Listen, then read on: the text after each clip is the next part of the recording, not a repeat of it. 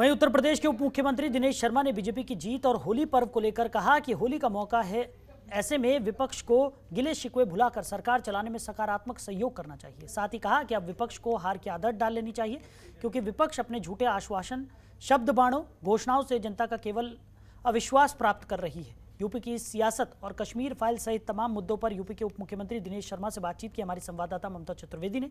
सुनी। इस वक्त बातचीत करने के लिए हमारे साथ मौजूद है उत्तर प्रदेश के उप मुख्यमंत्री दिनेश शर्मा जी। सबसे पहले होली का मौका है और उत्तर प्रदेश में भारतीय जनता पार्टी ने प्रचंड जीत हासिल की है। होली के मौके पर यूपी की जनता को क्या संदेश देना चाहेंगे? पहले मैं विपक्ष के हारे हुए सम्मानित नेताओं को संदेश दूंगा कि आपने अपने मुखार बिंदु से तमाम प्रकार की जो फुलझड़ी है या जो बौछार है, विभिन्न प्रकार के शब्दों की जो बौछार है आपने करी होगी, सबने एक दूसरे के खिलाफ करी होगी। बोलें उसको एक नए और सर्वोत्तम उत्तर प्रदेश की तरफ आगे बढ़ें और मिलकर गले पक्ष और विपक्ष इस उत्तर प्रदेश को उन्नतशील प्रदेश और सर्वोत्तम प्रदेश बनाने की तरफ आगे बढ़े और पिछली बातों को, जो कड़वी बातें कही गई होंगी, उनको भूलते हुए वो कहे कि बुरा ना मानो होली है का जो भाव है, मिलकर चलो और आगे बढ़ो, उस पर वो आगे चले। विपक्ष हार चुका है, लेकिन फिर भी वो अपनी हार को डाइजेस्ट नहीं कर पा रहे हैं। इसे आप कैसे देखते हैं? क्योंकि बैलेट पेपर समेत तमाम चीजों को लेकर अखिलेश यादव लगातार सवाल खड़े कर रहे हैं। मुझे लगता है कि विपक्ष को हार के बहाने ढूंढने के बजाय हार की आदत डालनी चाहिए।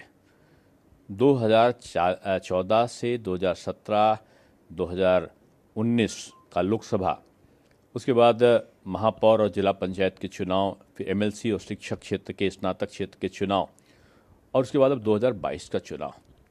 भारतीय जनता पार्टी की लगातार विजय ने इस बात को साबित किया है कि बीजेपी ने अपने कामों के आधार पर, कार्यों के आधार पर जनता का विश्वास प्राप्त किया है और विपक्ष ने अपने झूठे आश्वासनों और शब्द बाणों के द्वारा, घोषणाओं के द्वारा जनता में अपना अविश्वास प्राप्त किया है। तो उनको अपनी गलतियों को फिर से उनकी पुनर्समीक्षा करनी चाहिए और उत्तर प्रदेश को आगे बढ़ाने के लिए, नंबर 1 उत्तर प्रदेश बनाने के लिए जो सरकार काम कर रही है, उसमें सकारात्मक सहयोग देना चाहिए। योगी आदित्यनाथ के शपथ ग्रहण की तैयारी लखनऊ के इकाना स्टेडियम में हो रहा है, लेकिन अखिलेश यादव सवाल खड़े कर रहे हैं कि सपा ने बनवाया था और शपथ ग्रहण के लिए बीजेपी उसका इस्तेमाल करने वाली है। अब ये जो जहाँ पर अब हम बैठे हैं, यहाँ का अतिथि गृह किसी और ने बनवाया होगा। अब जिसने बनवाया होगा वो कह दे कि मेरे अतिथि गृह में क्यों बैठे हो, तो ये तो किसी व्यक्ति का नहीं है, सरकार के धन का है।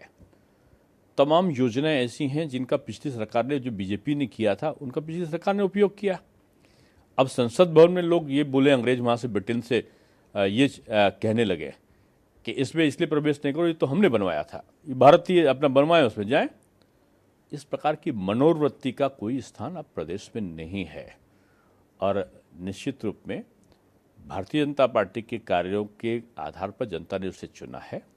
अब लोगों को शब्द बाण के बजाय अपने कार्यों का जो झूठे आश्वासन थे, उनकी पुनर्समीक्षा करनी चाहिए और बढ़ती हुई प्रगति की तरफ, जो उत्तर प्रदेश, जैसा कि विदेशों में भी होता है और कई जगह भारतीय जनता पार्टी ने एक सकारात्मक विपक्ष के आधार पर अन्य प्रदेशों में उदाहरण प्रस्तुत किया है कि सरकार की जो अच्छी नीतियां हैं और उत्तर प्रदेश को सर्वोत्तम प्रदेश बनाने की तरफ जो कार्य है, उसमें विपक्ष को सकारात्मक सहयोग करना चाहिए।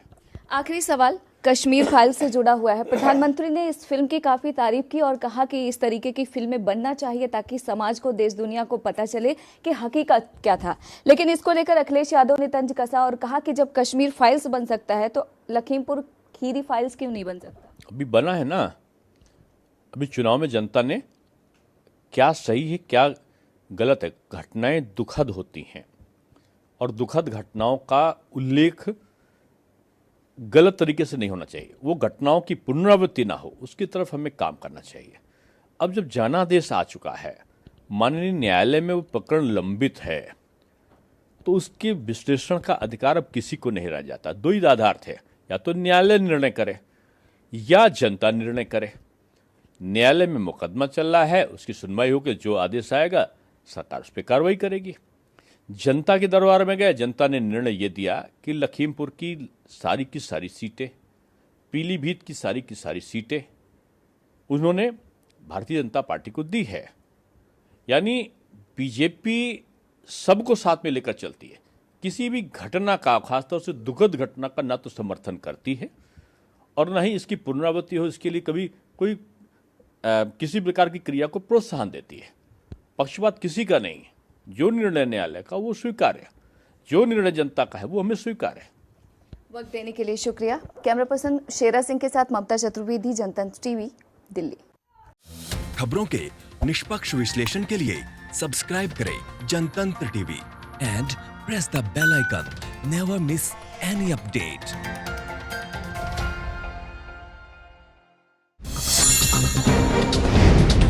डाउनलोड कीजिए जनतंत्र टीवी ऐप को, जो कि अवेलेबल है गूगल प्ले और ऐप स्टोर पर। अधिक जानकारी के लिए अभी डाउनलोड करें।